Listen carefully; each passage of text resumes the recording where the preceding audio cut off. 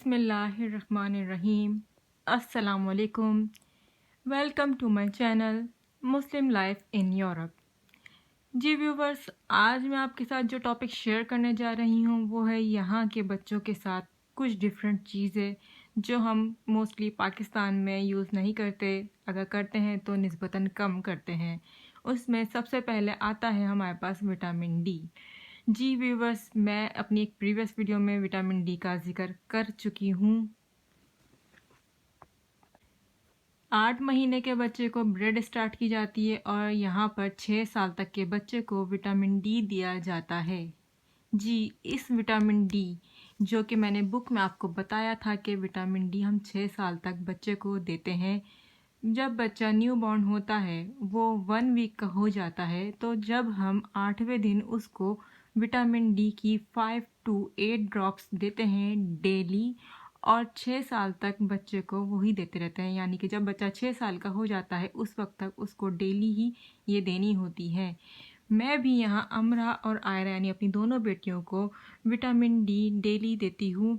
मैं normally 5 drops देती हूँ। अगर आप ज़्यादा देना चाहें 6, 7 या 8 तो वो भी अच्छी बात है, लेकिन मैं सिर्फ 5 या 6 ही देती हूँ। विटामिन डी हम क्यों देते हैं? इसलिए कि यहाँ पर सूरज निकलता तो है लेकिन सूरज की रोशनी यानी कि धूप निस्बतन और ममालिक के हिसाब से कम होती है, तो सूरज की रोशनी से हमें मिलता है विटामिन डी। हमारे अंदर आ जाती है एक एक्टिवनेस, मतलब हम एक्टिव हो जाते हैं और उस एक्टिविटी की वजह से हमारी मज़ीद जो है एक्टिविटीज़ बढ़ती जाती हैं। यानी कि हमें विटामिन डी इजीली अवेलेबल होता है एशिया में सूरज की रोशनी के ज़रिए यानी कि धूप के ज़रिए। लेकिन यहाँ चूँकि धूप इतनी नहीं निकलती है तो हमारे बच्चों को हो जाती है विटामिन डी की कमी।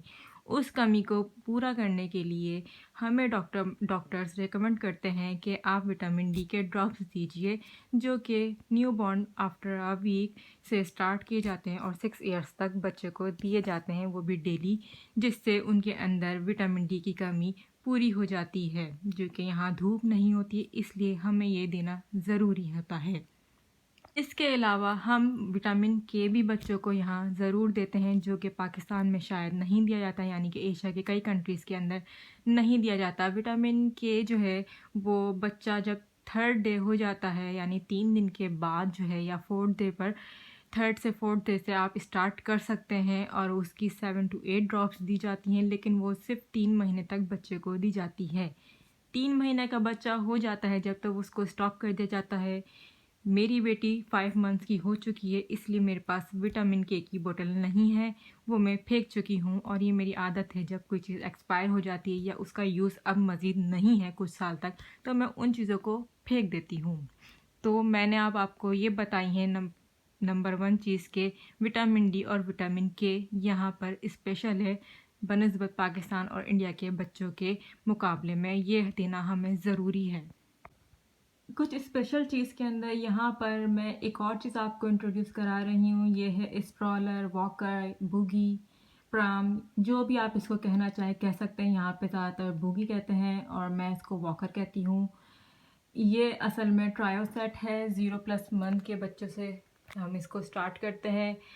ये यहाँ पर बहुत ही नॉर्मली हम यूज़ करते हैं। मुझे पता है पाकिस्तान में भी ये यूज़ होती है, लेकिन जहाँ पर मतलब वेल एनहांस एरियाज़ हैं, लाइक रोड वगैरह सही बने हुए हैं, वहाँ पर तो यूज़ करते ही हैं लोग। लेकिन जहाँ के रोड सही नहीं बने हुए, लाइक कच्चे रोड हैं या टूटे फूटे रोड हैं, तो वहाँ पर ये यूज़ नहीं की जाती हैं। तो लेकिन हमें यहाँ पर रेगुलरली यही यूज़ करनी होती है, क्योंकि हम इसके बगैर बच्चों के साथ घर से बाहर नहीं निकलते।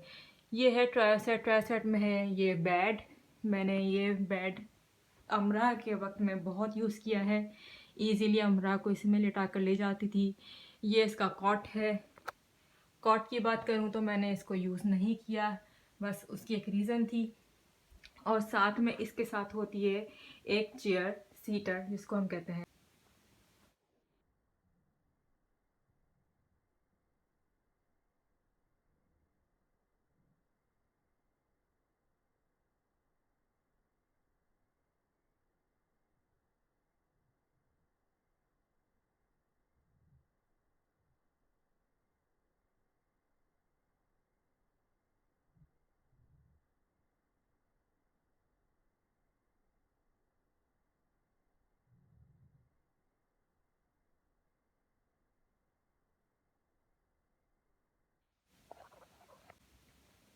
जी व्यूवर्स, ये रहा मेरा सीटर या वॉकर जो मैंने अमरा के बारे में बहुत यूज़ किया है और मैं अमरा को इसी में बाहर लेके जाती। ये ट्रायोसेट का सीटर है। ये थोड़ी एक्सपेंसिव वॉकर थी, लेकिन ये मैंने क्यों ख़रीदी उसकी रीज़न सिंपल सी ये है कि ये है one hand fold.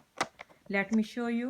One hand fold ये एरिया है, इसको इसको आप ज़ोर से खींचेंगे झटके से तो ये एक झटके में चंद सेकंड्स के अंदर अंदर खुद ही फोल्ड हो जाएगी। मैं भी इसलिए नहीं खींची क्योंकि ये काफ़ी भारी है। अगर मैं फ़ोल्ड करके आपको दिखाऊंगी तो मेरे हाथ में लग सकती है, तो मैं इसलिए फ़िलहाल इसको फ़ोल्ड नहीं कर रही हूँ। इसको मुझे वॉकर को ऊपर रखना है। वेट बहुत ज़्यादा है तो मैं इसीलिए फ़िलहाल इसको ऊपर नहीं रख रही क्योंकि मैं नहीं उठा सकती हूँ इसको। पहले ये मैंने इसीलिए ली थी ताकि मैं खुद ही इसको उठा के ऊपर ले आया करूँ। बहुत फोर्स लगाती थी मैं क्योंकि ये काफ़ी हैवी है। तो जब सिंगल थी अमरा तो मैं यही वॉकर यूज़ करती थी, लिटा भी देती थी उसमें इसको। लेकिन अब आयरा आ गई है तो मैं ट्विंस वॉकर यूज़ करती हूँ। ये है मेरे पास ट्विंस वॉकर। जी, ये है ट्विंस वॉकर। इसके साथ ना बेड है ना कॉट है, ये जस्ट बेबी सिटर्स हैं, 2 सीट हैं। इसमें मैं बैक पे आयरा को लिटाती हूँ क्योंकि आयरा भी बैठती नहीं है। इस कपड़े को बिछा रहने देती हूँ ताकि आयरा कंफर्टेबल रहे, यानी ये ब्लैंकेट है, बेबी ब्लैंकेट। और फ्रंट पे अमरा बैठती हैं। और ये ट्रैवल टाइप वॉकर है। इसके ऊपर 2 जो है आप देख रहे हैं शेल्टर्स भी हैं। नीचे एक बास्केट है। बास्केट में नॉर्मली मैं एक थैली और एक बेबी बैग रखती हूँ, कैंगरू बैग जो होता है। नॉर्मली तो अभी बास्केट में मैं कुछ नहीं रखती कि आप जैसे कि देख रहे हैं यहाँ से जो है ये बहुत ज़्यादा नीचे की तरफ है तो मैं बास्केट में कुछ नहीं रख पाती। जस्ट अभी मैं ऐसे ही लेके जाती हूँ। यहाँ पर मैं हैंग कर देती हूँ जो मुझे लेकर शॉपर में होता है सामान। Another important thing is that कि हमें ये रेन कोट भी इसी वॉकर में रखना होता है। जी, ये रेन कोट है।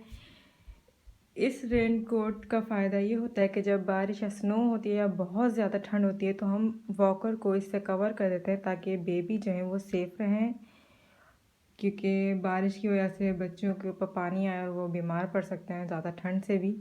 तो ये एक ख़ास बात है यहाँ की कि हमें ये हमेशा रखना होता है। ये असल में सिंगल वॉकर का है, डबल वॉकर का मुझे नहीं मिला तो मैं फ़िलहाल यही यूज़ कर रही हूँ।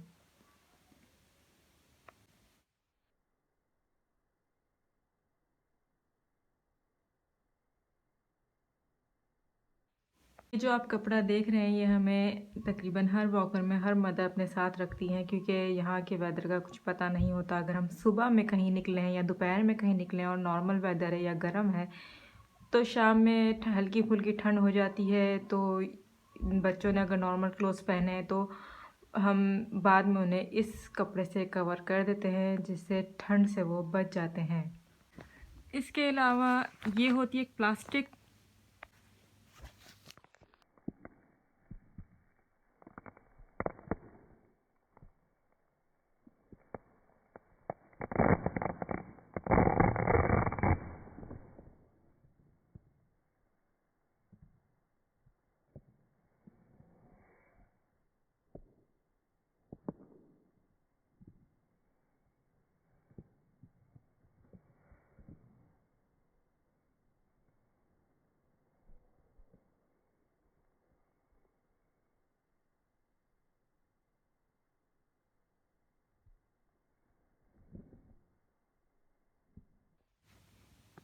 जी, ये प्लास्टिक का जो एक है आपके पास पीस, ये नॉर्मली बेबी बैग के साथ सबको मिलता है।